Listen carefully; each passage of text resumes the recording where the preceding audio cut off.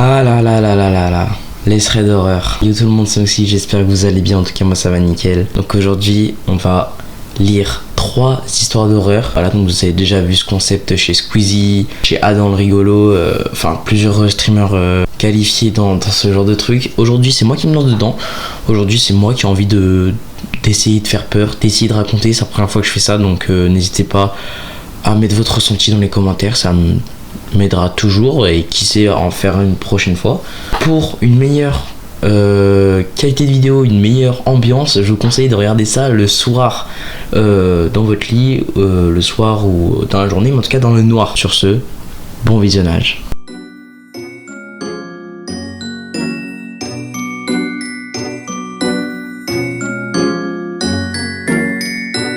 Donc on commence avec la première histoire, celle de Clément. Clément nous explique que lors de cet événement, il avait 14 ans. Tout d'abord, Clément nous précise que sa sœur venait de recevoir son téléphone à l'âge de 11 ans. Donc c'était son premier téléphone, c'est son cadeau d'anniversaire, voilà. Et la première chose qu'elle a faite en ayant son téléphone, c'est bien évidemment d'installer des applications mondialement connues. Je ne dirai pas le nom ici. Vous savez très bien de quoi je parle. La journée passe et Clément remarque que sa petite sœur passe énormément de temps dès le premier jour sur son téléphone. Alors au début ça peut paraître normal, mais pas à ce point-là. Il décide donc en toute logique d'aller la voir pour lui demander ce qui lui prend autant de temps, ce qui la captive autant. Et elle répond mot pour mot: je parle avec quelqu'un, pourquoi? Perso, moi à 11 ans, j'avais mon téléphone, mon petit jeu de voiture, et c'est tout. Je parlais à personne. Et donc suite à cette réponse quelque peu étrange, Clément nous explique qu'il va de temps en temps jeter un coup d'œil à son téléphone pour essayer de choper des informations ou de savoir à qui il parle. Alors, c'est peut-être pas très cool de le faire. On est d'accord, c'est pas quelque chose de bien, c'est la vie privée, voilà. Mais dans ce cas-là, heureusement qu'il a fait ça. Et au fil du temps qu'il regardait les messages, et ben, il devenait de plus en plus bizarre. Les conversations n'avaient pas trop de sens, les mots utilisés n'étaient pas ceux d'enfants. Tout était étrange, mais rien n'alerta Clément sur le moment, puisqu'il pensa que c'était normal. Le jour passe, et vient un soir de novembre. Sa sœur rentre de la danse, et Clément était à la douche. Lorsqu'il revient et que sa sœur prend le relais pour aller à la douche, il remarqua que le téléphone était posé sur la table. Comme à son habitude, il va jeter un coup d'œil, mais ne rien trouver. Est-ce que vous sentez venir la douille? Non, parce que là, regardez, là, ça empeste la douille. Ah, mais je vous le dis, là, ça pue. Ça pue la mauvaise histoire, on le sent venir à des kilomètres. Il faut savoir, petit détail, Clément nous explique aussi que ses parents n'étaient pas là le soir. Donc c'était en voyage par rapport à leur travail, tout ça. Donc ils n'étaient pas là le soir, comme par hasard. Clément se dirige donc vers sa chambre pour passer du temps sur son téléphone, en attendant que sa sœur finisse la douche et qu'il puisse manger. Cependant, sa sœur était sortie depuis bien longtemps de la douche, mais n'avait fait aucun bruit. Pourquoi, j'ai envie de vous dire? Quand il sortit de sa chambre, il remarqua tout de suite que la baie vitrée était ouverte. Clément nous explique alors qu'à ce moment-là, il était dans l'incompréhension, en sachant qu'on est en hiver et que ça n'a aucune logique d'ouvrir les fenêtres étant donné qu'il fait froid dehors. C'est le soir, il n'y a aucune raison. Donc il était un peu perplexe vis-à-vis de ça et commençait à avoir un sérieux doute. Le fameux téléphone était sur la table, mais sa sœur était absente. Et à ce moment-là, le téléphone fit un bruit de notification. Une notification que Clément se pressa d'aller voir. Et heureusement, le message que sa sœur avait reçu sur son téléphone disait mot pour mot: je t'attends. Clément fit une découverte qui changea absolument toute l'histoire. Il n'avait jamais découvert cette discussion que sa sœur avait avec cet homme, se faisant passer pour une personne célèbre. Et à partir de ce moment-là, tout s'enchaîna très très vite. Clément fit très vite le lien entre la baie vitrée, la disparition de la sœur et la notification du téléphone.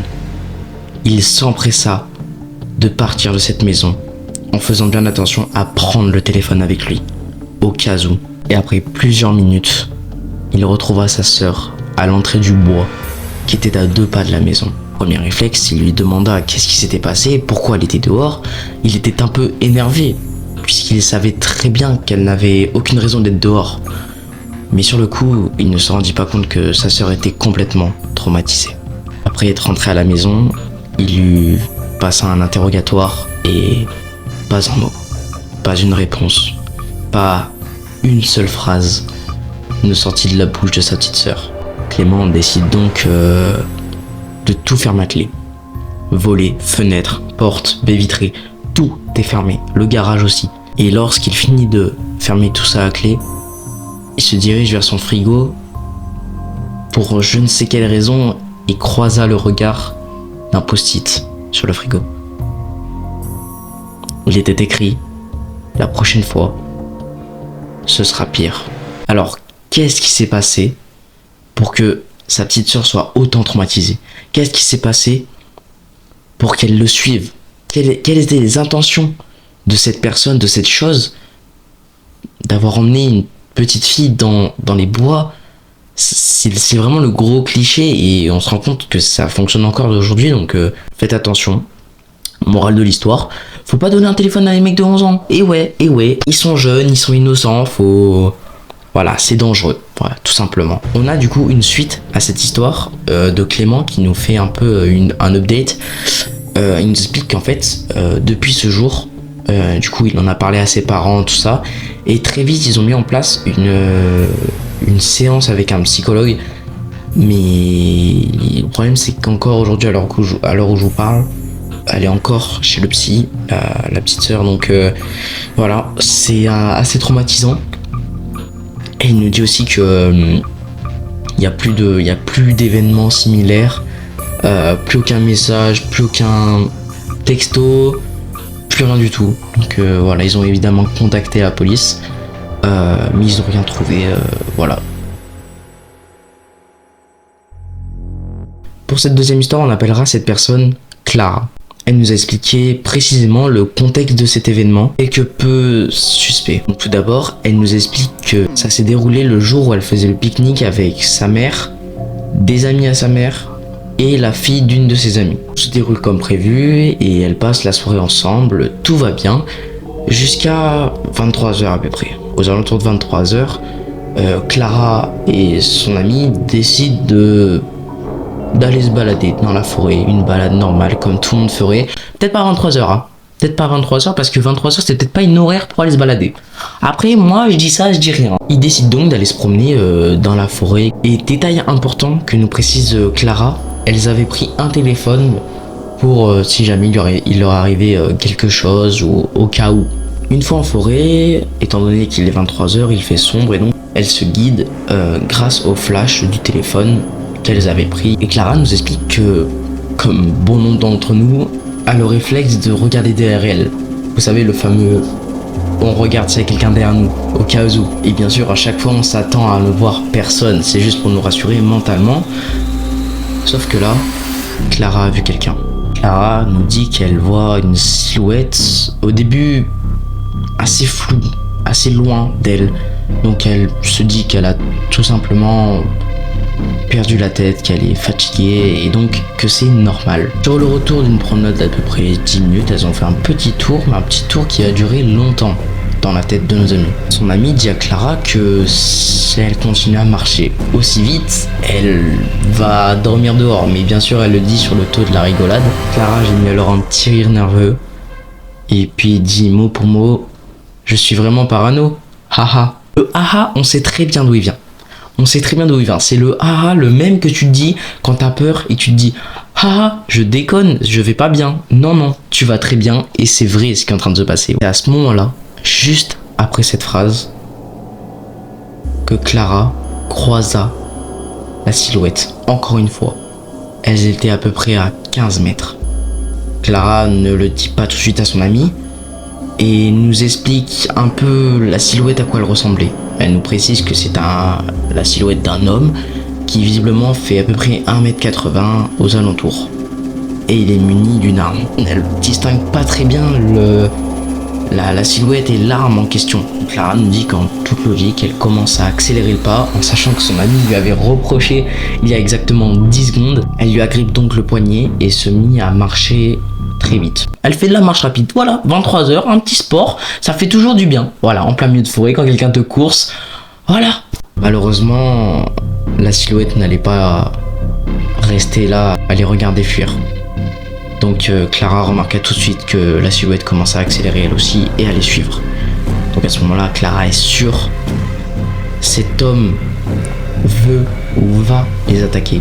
Clara se dit donc qu'il va forcément les attaquer, donc elle court littéralement.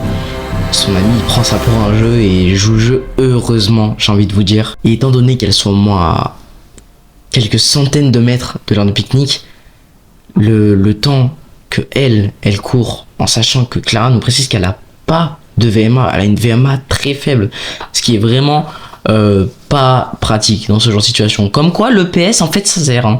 Le PS ça sert à quand tu te balades à 23 heures et qu'un mec te course, vraiment être dans une situation assez particulière, mais au moins ça sert d'avoir une VMA. Donc là elle agrippe encore plus fort le poignet de son ami. Je sais pas comment elle retient de rire ou de crier ou de pleurer, je n'en sais rien du tout, mais l'autre elle est en train de courir, elle prend ça pour un jeu, elle se fait déchiqueter le poignet, hein, elle se fait serrer le poignet, ça se trouve sa main elle est toute bleue, elle lui a coupé le sang, mais non, aucune réaction.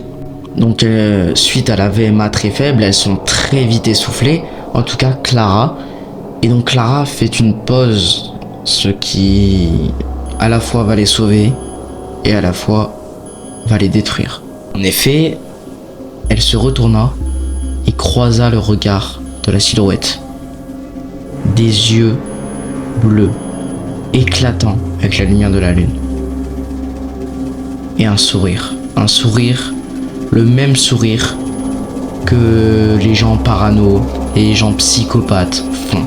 Clara nous explique qu'elle est figée sur place. Le sourire lui a glacé le sang. Elle est comme paralysée face à cet individu, ce qui est une très mauvaise posture dans la situation dans laquelle elles sont. Mais suite à son courage exemplaire, elles réussissent tout de même à rejoindre l'heure de pique-nique et donc à rejoindre les parents. Donc Clara nous explique pour cette fin d'histoire qu'elle n'a jamais revu cet homme, mais qu'elle est très détruite mentalement et qu'elle nous répète qu'à ce jour elle n'ose plus aller dans les forêts tellement cet événement les a traumatisés, elle et son ami.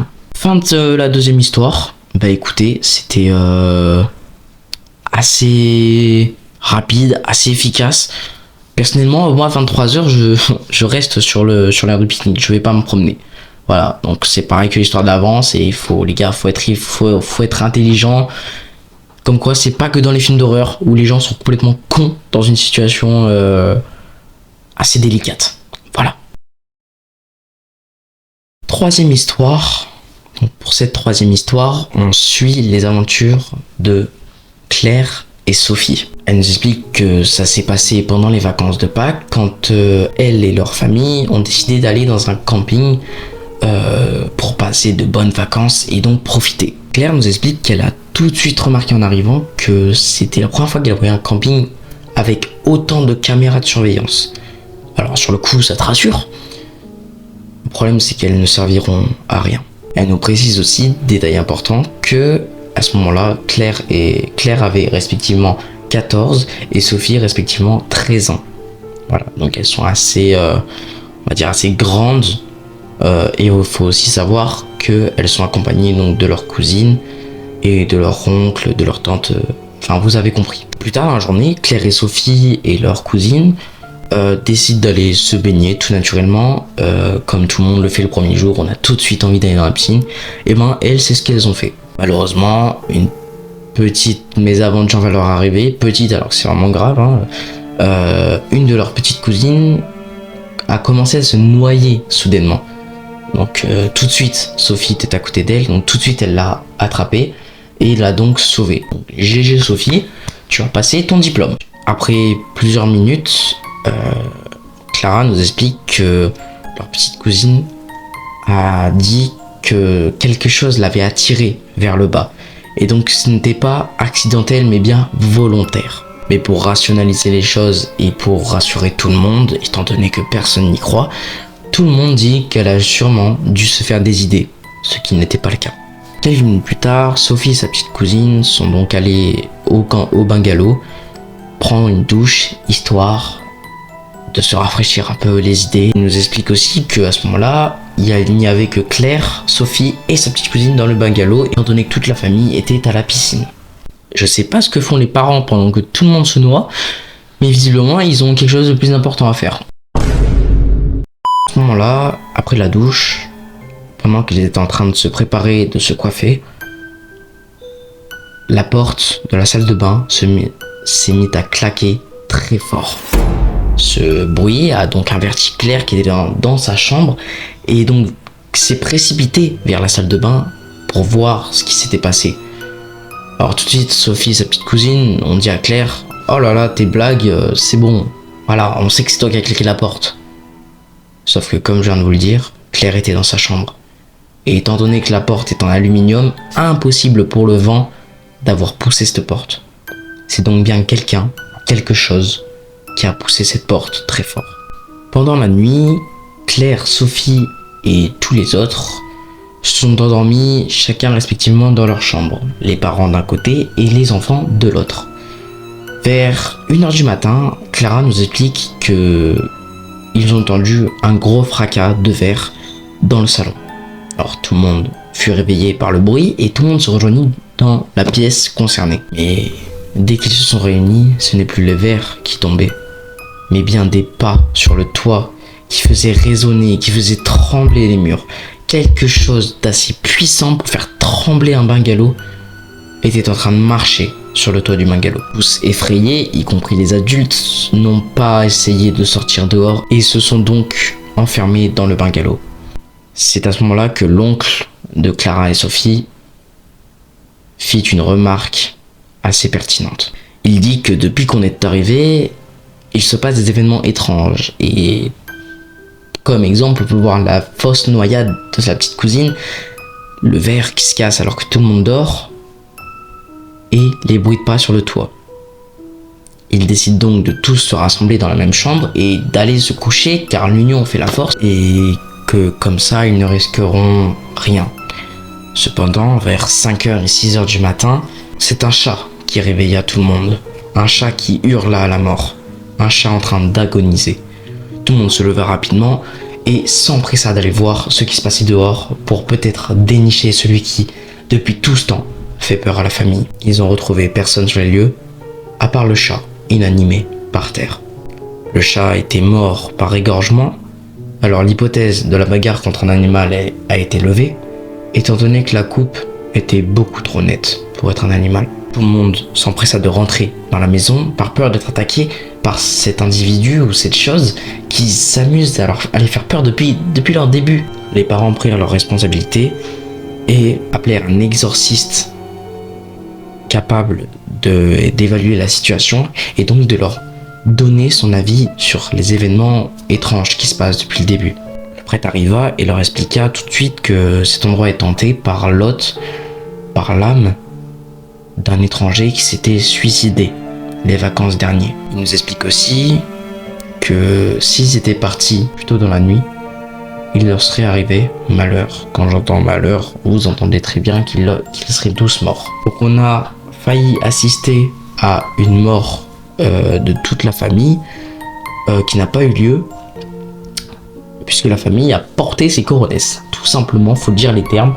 Pour cette fin d'histoire, on nous explique que depuis, Clara et Sophie et le reste de la famille continuent d'aller dans les campings mais sont très très prudents au point de laisser des affaires dans la voiture au cas où il se passe quelque chose.